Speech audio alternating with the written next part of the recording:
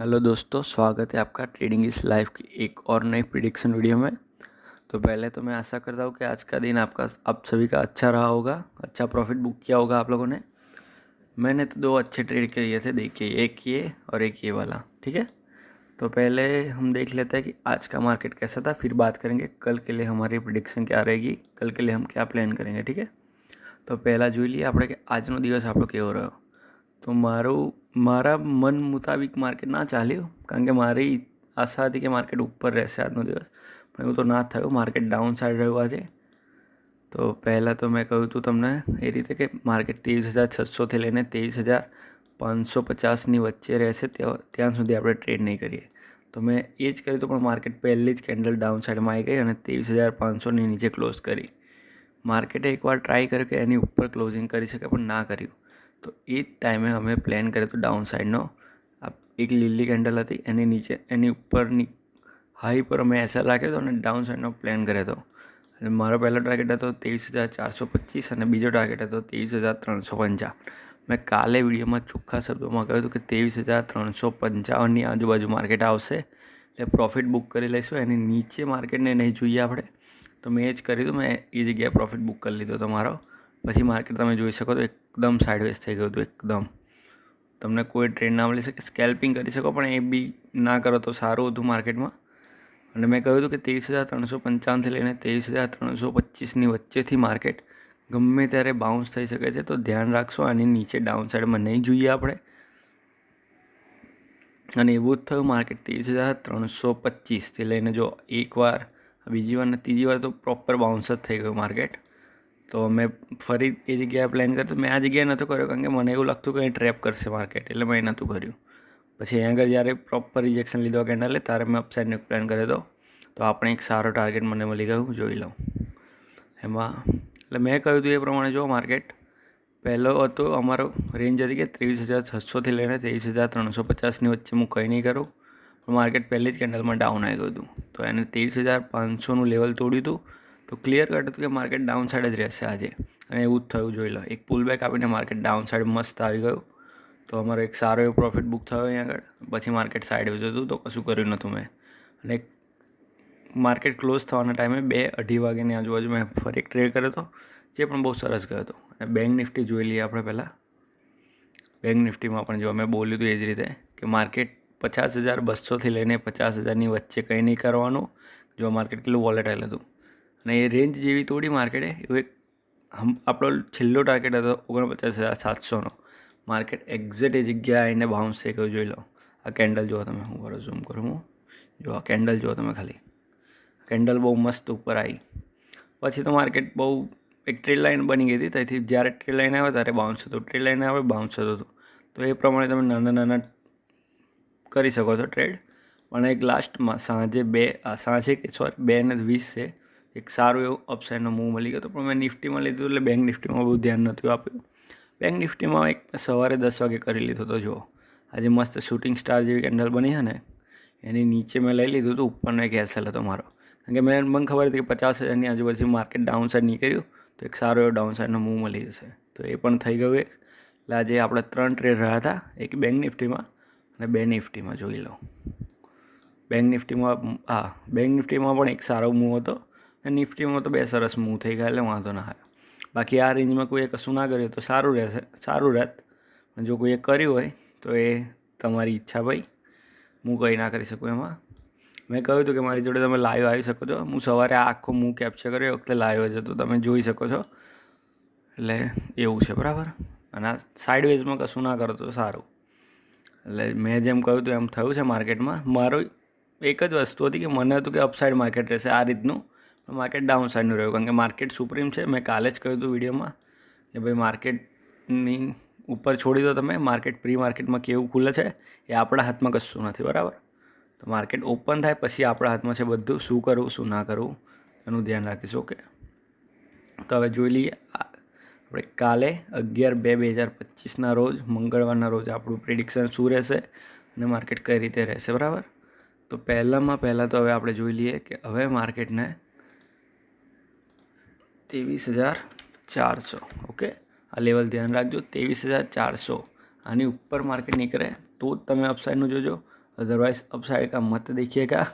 हिंदी और गुजराती मिक्स हो रहा है, उसके लिए माफ़ कीजिएगा। तो 23,400 આની ઉપર માર્કેટ જાય તો અપસાઇડનું જોઈશું, અને જો 23,400 તોડે માર્કેટ તો પહેલો ટાર્ગેટ રહેશે 23,450નો, બરાબર, 23,450. હવે 23,450ની ઉપર માર્કેટ જશે તો બીજો રહેશે 23,500નો ટાર્ગેટ, સોરી 23,500, બરાબર.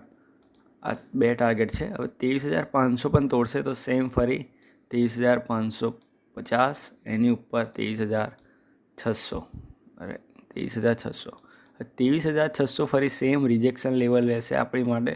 ધ્યાન રાખીશું 23,600ની ઉપર જ્યાં સુધી 15 મિનિટની પ્રોપર ક્લોઝિંગ ના કરે માર્કેટ, ત્યાં સુધી ઉપરનું નહીં જોવાનું.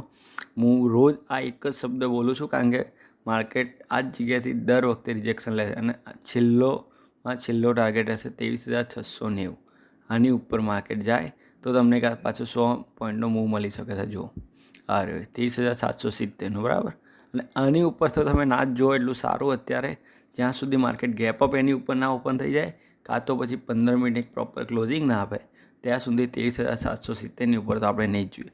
એ જગ્યાએથી ડાઉન સાઇડનું જ પ્લાન કરીશું આપણે સેમ આવી રીતે, કે તમે જોઈ શકો છો રોજ માર્કેટ પહેલી જ કેન્ડલ ડાઉન સાઇડમાં બનાવી દે છે. જુઓ એટલે આપણો છેલ્લો ટાર્ગેટ રહેશે 23,690નો, બરાબર. કારણ કે આ બહુ લાંબો થઈ જાય. જો તમે બતાડો અહીંથી જોશો ને તમે તો 300 પોઈન્ટનો ટાર્ગેટ છે કમસે કમ. હવે એક દિવસમાં નિફ્ટી 300 પોઈન્ટ તો રેર કેસમાં જ જાય છે.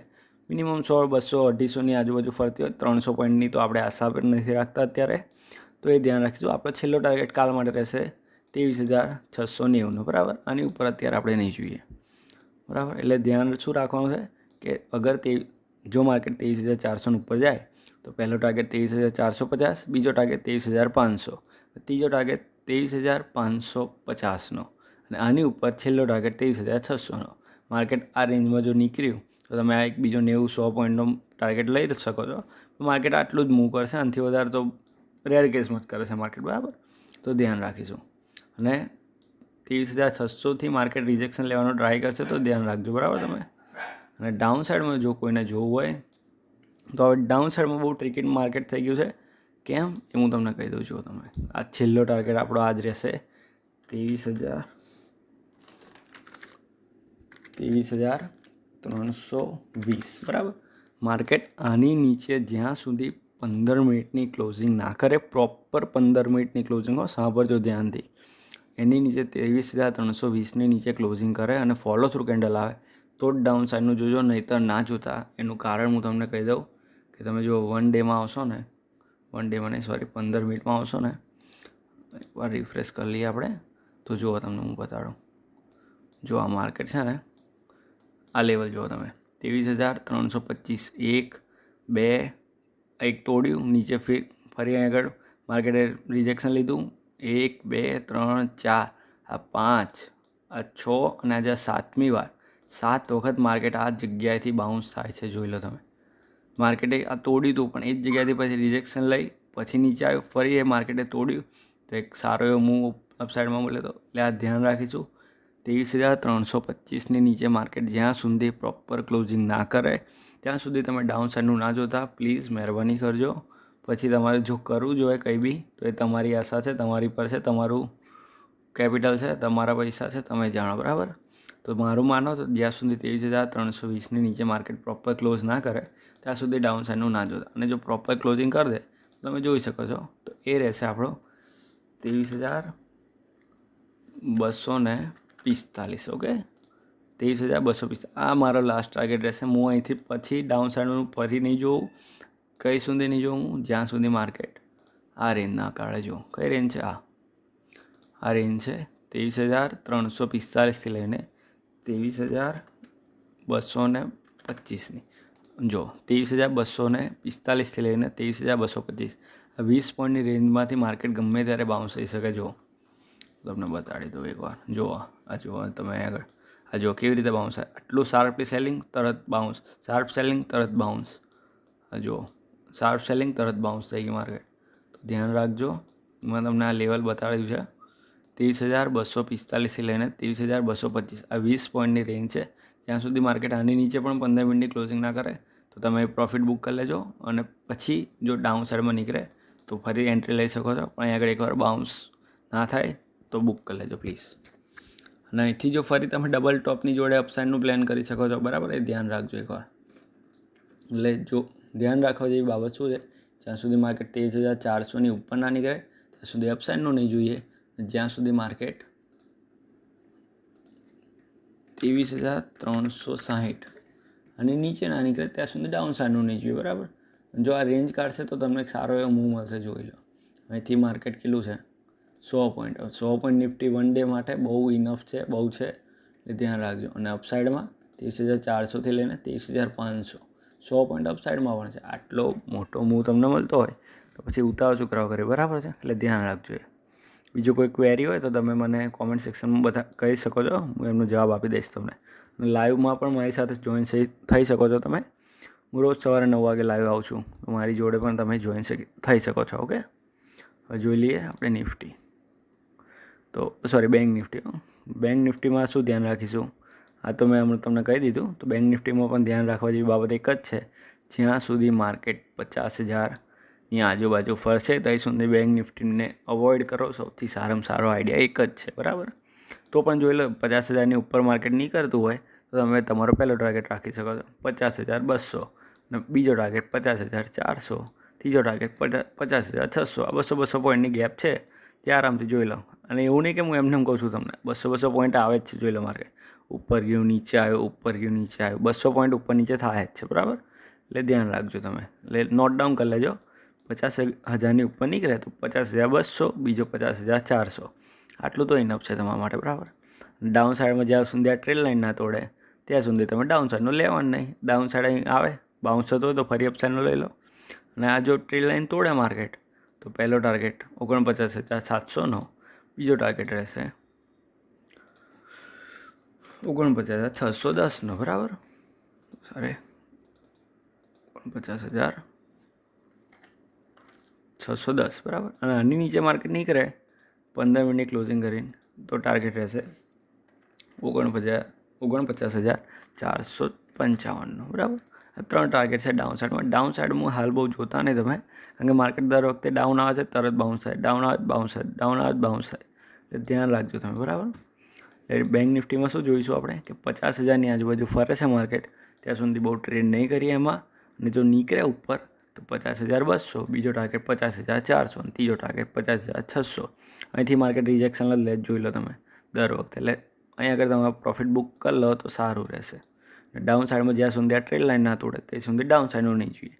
ડાઉન સાઈડનું તોડે તો પહેલો ટાર્ગેટ 49,700નો રહેશે, અને બીજો 49,610નો, ત્રીજો તમે જોઈ લેજો, બરાબર, આવે તો માર્કેટ. અને પછી જોઈ લઈએ મિડ કેપ આપણે. તો મિડ કેપમાં જોઈ લો તમે. મિડ કેપમાં મેં કહ્યું હતું એમ જ થયું છે. માર્કેટે 12,000 કાઢ્યું તો છેલ્લો ટાર્ગેટ 18 દીધો, છેક છેલ્લા સુધીમાં. મેં ધાર્યું નહોતું કે આટલું બધું માર્કેટ પડી જશે. લાસ્ટ ટાર્ગેટ સુધી આવી ગયું માર્કેટ, બરાબર. તો હવે કાલ માટે જોઈ લઈએ. તો કાલ માટે સેમ, જ્યાં સુધી 11,760 ના કાઢે માર્કેટ ત્યાં સુધી નહીં જોઈએ. અને એ કાઢ્યું માર્કેટે તો બીજો ટાર્ગેટ 11,700નો. જો 60 પોઈન્ટની રેન્જ છે. બેંક મિડ કેપમાં તો આટલી રેન્જ હોય, બહુ થઈ ગઈ. અને ત્રીજો ટાર્ગેટ રહેશે આપણો 11,610નો, 90 પોઈન્ટનો, બરાબર. આટલું તો ઇનફ છે, આટલું જ પડશે. આનાથી વધારે તમે આશા ના રાખતા અહીં પ્રોફિટ બુક કરી લેજો. અને અપ સાઈડમાં જોઈશું હવે આપણે, જ્યાં સુધી માર્કેટ 11,815ની ઉપર ના નીકળે ત્યાં સુધી અપસાઇડનું નહીં જોઈને. જો લેવલ કાઢ્યું હોય ને 11,815નું તો પહેલું લેવલ રહેશે આપણું 11,875નું. આપણો રહેશે પહેલો ટાર્ગેટ. અને આની ઉપર પણ નીકળ્યું તો રહેશે 11,950નું ટાર્ગેટ. અને આની ઉપર નીકળે તો 12,000, અને 12,000ની ઉપર નીકળે તો 12,060. આનાથી ઉપર તો મિડ કેપ વન ડેમાં નહીં જાય, એટલે આટલું ટાર્ગેટ તો ઇનફ છે આપણી માટે. ડાઉન સાઈડમાં પણ 3 ટાર્ગેટ છે, અપ સાઈડમાં તો 4 ટાર્ગેટ છે. આગળ ધ્યાન રાખજો. અને નોટ ડાઉન કરવો તો નોટ ડાઉન કરી લો, તો તમને તકલીફ ના પડે. અને તમને તકલીફ પડતી હોય તો મારી જો લાઈવમાં 9 વાગે જોઈન થઈ જાઓ તો આગળ હું તમને કહી દઈશ, બરાબર છે. અને બીજો કોઈ પ્રશ્ન હોય તો તમે કોમેન્ટ સેક્શનમાં કહી શકો છો મને કે શું પ્રોબ્લેમ છે, આ તે કંઈ બી. બરાબર છે. અને નિફ્ટીમાં ધ્યાન રાખજો, ડાઉન સાઈડમાં બહુ સ્ટ્રોંગ સેલિંગ માટે ના જતા. આઉટ થશે, 1-2 કેન્ડલ આવશે, માર્કેટ બાઉન્સ થઈ જશે, એટલે ધ્યાન રાખજો. જ્યાં સુધી 23,225 ના તોડે ત્યાં સુધી શાર્પલી સેલિંગ માટે ના જોતા. માર્કેટ બાઉન્સ થવાના પૂરેપૂરા સંભાવના છે. આજની આપણી ગણતરી હતી કે માર્કેટ અપસાઇડ રહેશે, પણ ના રહ્યું એવું, ડાઉન સાઈડ રહ્યો. પણ ડાઉન સાઈડમાં પણ આપણને સારા એવા 2 ટ્રેડ મળી ગયા, એટલે બહુ ચિંતા નહીં. તો પણ માર્કેટ સુપ્રીમ છે, કારણ કે દિલ્હીનું ઇલેક્શનનું રિઝલ્ટ આવ્યું હતું, એટલે આપણને એવું હતું કે સારું રહેશે, માર્કેટ અપસાઇડ રહેશે. પણ માર્કેટે પહેલી જ કેન્ડલ કહી દીધું કે ના, અપસાઇડ તો નહીં જવાય, ડાઉન સાઈડ જ રહીશું અમે. તો પણ ડાઉન સાઈડમાં એક સારો પુલ બેક કરીને માર્કેટે આપી દીધો એક ટાર્ગેટ સારો એવો, એટલે વાંધો ના આવ્યો.